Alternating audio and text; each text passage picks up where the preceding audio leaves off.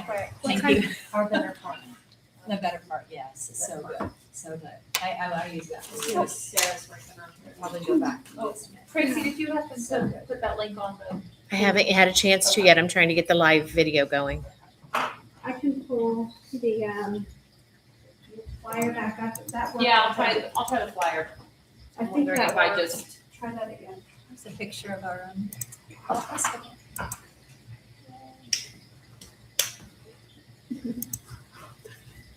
What is that picture of? Fall Festival. oh Marian Perception. That was so fun. yeah. Count to 10. We got to meet. Why? Are you on? Yeah, they almost have a day. Oh, Yeah, really? so. I think it's on. So they were looking at menus and stuff while they were here.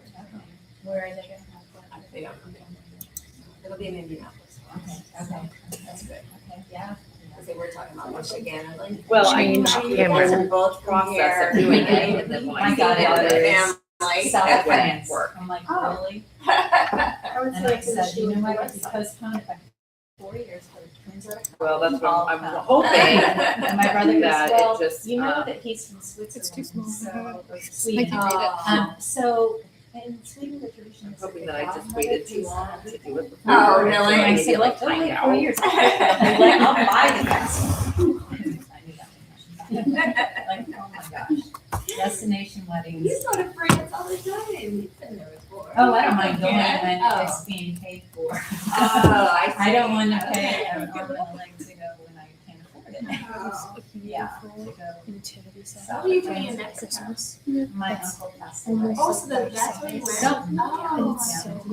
Hey, did anyone else just make a donation online this morning? Oh, like, had to cash this one. The bishop, oh, this is something that's really cool. I was talking to the bishop, This is who I our knew. number.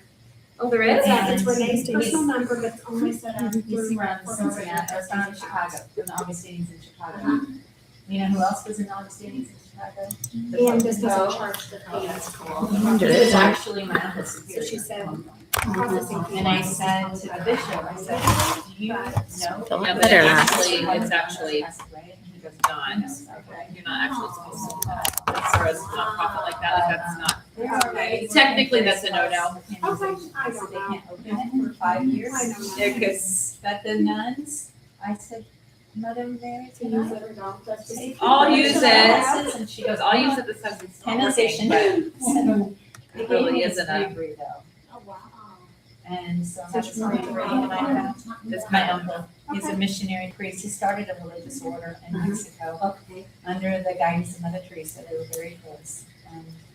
And 30,000. Is in Christians fact, was there. Oh, wow. Plus a school Donna, all the way I through remember, I was in a college. meeting with Donna, and she specifically said that we couldn't, Thousands and thousands of kids. that like, And when they lowered his body down in the grave, and we're talking We were- thousands, city but buses full of people. I was Oh, my specifically, goodness. like, I was in a meeting. where we There's were this little boy specifically So my standing neighbor right calls next to it the a grave, like here's where it goes down. He's standing right Hmm. there. He was only All second right, grade. so I have to- Second grade, third grade. All right. I've never done it. My husband I do not know why it's not recognizing my camera. On fire. Oh, I talked to him a week and a half before he died. This is what I went through. I showed him the page for what setting, and I had changed the car, so I was an hour early. Kids were still sleeping. I said, okay, I'm gonna call. Usually go home I got my phone and my But sister everybody just else- sent me his new phone because I had not been able to talk. Recently died. And he was like, "Hey, we gotta keep working, we gotta keep working, keep this on her. Looking at cars, and they'll send people, I will take care of them, the mission, just, I mean, he was looking like crazy. Extreme pain. He was still on mission. Multiple myeloma and a brain tumor. Oh. And he is 85 years old and still on mission. So we'll just do it this boring way. Just send me twins. I said, oh, John, what did I just tell you? He goes, they're college. Right, so. So where's his mission right now? Where's Yeah, where is he saying send people? To Tijuana. Yeah, Tijuana, that's where his mission is. Yeah. Right across the border. And he wants to come. He went to Tijuana because that's where Mother Teresa told him to go. And he said to Bishop Peter Forrest there in Chicago, he gave him this parish, Cristo Rey. And he said, is there a poor parish? And he said, no, this is the poorest one. And he took the parish and from this little hole in the wall, what they call the parish, he built a beautiful church and school that educates all the way from preschool through college. Oh, really? And, well, it's a teacher's college, so if they want to go into education, they can stay and go to teacher college. And, feeds them, for free, and everything. And, it was a one-man show, because he died without a power of attorney, no one would go and visit bank accounts, he would go and get all the money, and hand out money to all the sisters. And he had one priest in his order who he had taken care of since he was a little boy. And he's now a priest. Hopefully it'll still continue. The mission is still, the bishop has divided the parish and the school, so the sisters, because he has a major order of sisters who started, the Sisters of the Cross. Missionaries of the Cross Sisters, and so all the sisters will still continue to run the school, separate the parish. It's hard now to take the parish collection, and just give all to the sisters to run the school. Yeah, so he's my uncle, so he doesn't do money either. It's problematic. Yes, it is.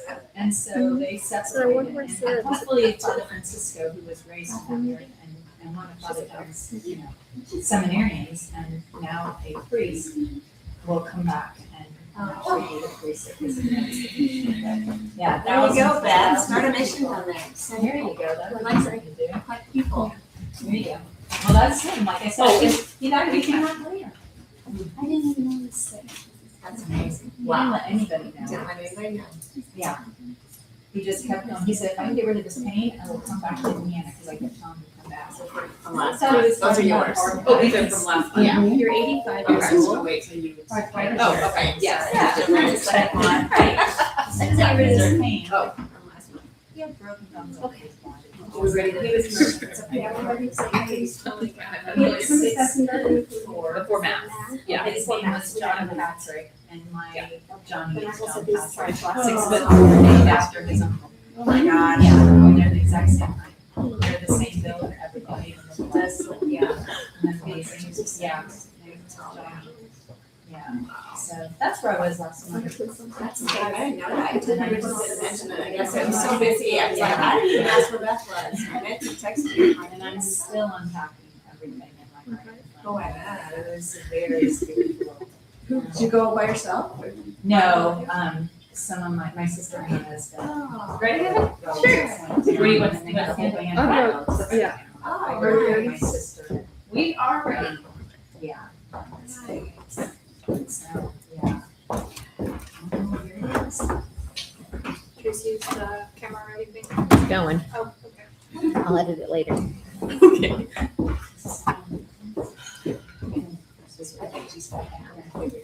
Come, Holy Spirit. Fill the hearts of your faithful And enkindle in them the fire of your love. Send forth your Spirit, and they shall be created. And you shall renew the face of the earth. Ever since I was little, I feel like I've always been looking towards the next goal or stage of my life. I've never been one to focus on where I am, constantly impatient for what comes next. As a child growing into adulthood, you're often asked, what do you want to be when you grow up? And most of your later adolescence is spent contemplating and stressing about this. There was always some question I get about the next stage in my life. What do you want to be when you grow up? Then where do you want to go to college? Then after I was engaged, there were questions about getting married, and then after marriage, questions about children. And while I think these questions are good to have answers for, and good conversation starters, I feel as if perhaps we get too wrapped up in the future. As a young teen, I wanted to be a nun. With all of my heart, I wanted to be close to God, and the only place I truly felt that was alongside sisters I met, where I was constantly directed to God by others. And while I wanted to be a mother more, I felt safety in the life of a nun. I didn't feel safe growing up, and I started to look towards convent life as a form of escape. I remember very vividly when I was around 16, the same year I discerned with some sisters out in Kansas. I spent an evening scouring the internet trying to find a convent that would take me under 18. There aren't any here. I had a really rough time with my mental health as a teenager. Suffering from extreme depression and self-hatred, I constantly had this feeling of just wanting to go home. And while I didn't physically want to die, I wanted the pain to be over and to be close to Jesus.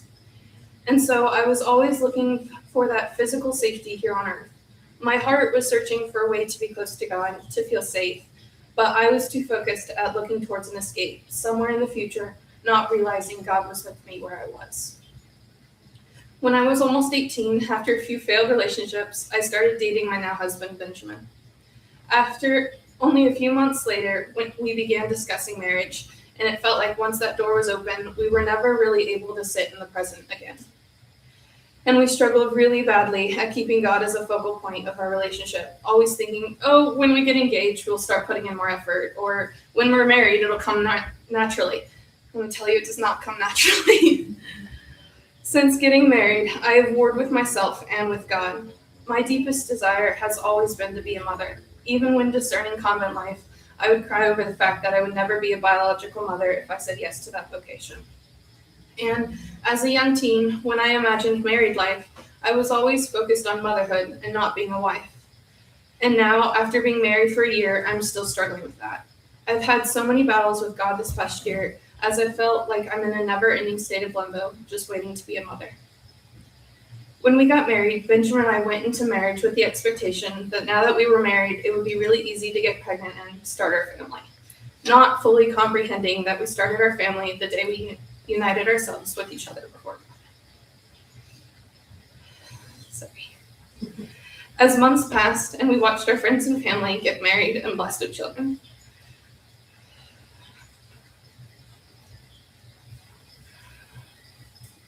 take your time. You're okay. I fell more and more back into depression. That feeling of just wanting to go home, returning, along with the self-hatred. I had constantly been asking myself what is wrong with me, to the point that I was no longer allowing myself to feel a happiness around family and friends. I've known for a few years that I have some health concerns that can cause infertility, but I've often pushed them away, thinking, surely once we get married it will be easy. Plus, God works miracles every day, so surely he can bless me with children.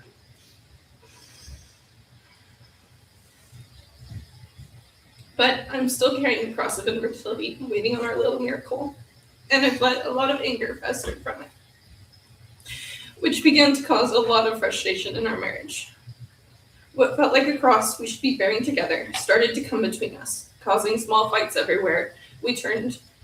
That began turning into bigger fights. It was so hard for us to unite and turn to God together when we couldn't even have simple conversations together. But over the past few months, I've been trying to find ways to slow down, to focus on now, and to focus more on my relationship with God. As I'm sure most of you understand, the feeling of closeness to God ebbs and flows. And this slowing down and finding peace with him has really helped my relationship with him and with my husband. One beautiful thing that helped this process is what I like to think is a mini miracle God gave me. It was Christ the King, and I was kneeling during consecration just minutes before associating into Regnum Christi. It's funny because after Mass, my husband asked if I thought that the Father had held the Eucharist up for longer than normal. And finally, I think Father unknowingly did that for me. Because as he held the Eucharist up, a shadow cast across it in the shape of the face of Jesus, greatly resembling a picture I grew up seeing in my house. This image of the face of Jesus is still very vivid in my mind, and I call it forward whenever I need a reminder that God is near. I'm so thankful he's given me that gift to hold on to.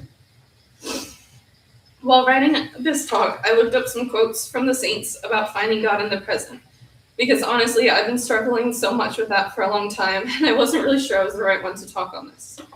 But I found one from St. Francis de Sales saying, "The past must be abandoned to God's mercy, the present to our faithfulness, the future to divine providence."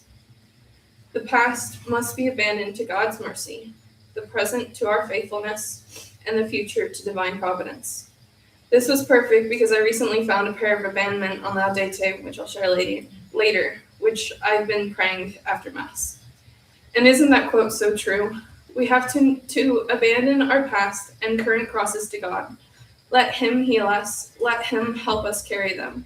Abandon our present to our faithfulness in him, remembering he is always beside us, especially in our suffering, and abandon our future to his divine providence, trusting that he has great plans in store for us. The pain of wanting children I'm not sure I will ever have, The mourning I feel towards a part of me I haven't been able to hold is still very present and very hard to carry, even with his gift of peace. But I've started to focus on slowing down, being with my husband, being near God, sending prayers up to him and our mother, and trusting him with our future.